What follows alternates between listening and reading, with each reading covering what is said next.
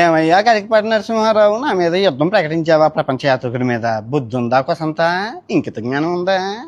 కాదు, నువ్వు యుద్ధం ప్రకటించడం, మన పండిత పుత్రులు పిండం పెట్టేస్తున్నారయ్యా. అసలు నీకు నా జన్మరహస్యం ఏంటో తెలుసు. నేను ఎవరిని అనుకుంటున్నావు? సాక్షాత్తు బ్రహ్మదేవున్నయ్యా. నీకు నీకు ఇంకొక సీక్రెట్ చెప్పనా? నీ జన్మరహస్యం చెప్తాను చూడు, నవ్వమాక. నీకు తెలియదు, నేను చెప్తాను. నేను సాక్షాత్తు బ్రహ్మదేవుణ్ణి. నువ్వెవరనుకుంటున్నావు? విష్ణుమూర్తివి. మరి బ్రహ్మదేవుడు విష్ణువు ఉన్నప్పుడు శివుడు ఏమయ్యా అంటే, మా గురువు గారు చాగంటి కోటేశ్వర గారే శివుడు. మన ముగ్గురం బెస్ట్ ఫ్రెండ్స్. మన ముగ్గురం కారణ జన్మలు. ఈ భూమి మీద అవతరించి తెలుగు వాళ్ళని ఉద్ధరించడానికి, భారతదేశాన్ని సంస్కృతి సాంప్రదాయాలు కాపాడడానికి పుట్టాం. కాకపోతే మీ ఇద్దరు ఉద్ధరిస్తున్నారు, నేను తలరాతలు రాస్తున్నాను అంతే. అన్వేషు, నువ్వు జన్మరహస్యం చెప్పాల్సిన సమయం ఆసన్నం అయిపోయింది.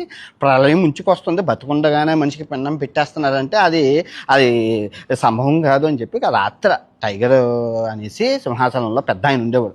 ఆయన రాత్రి కల్లోకి వచ్చి చెప్పేసరికి నాకు ఇదంతా చెప్పాల్సి వస్తుంది. ఏం చేస్తాం?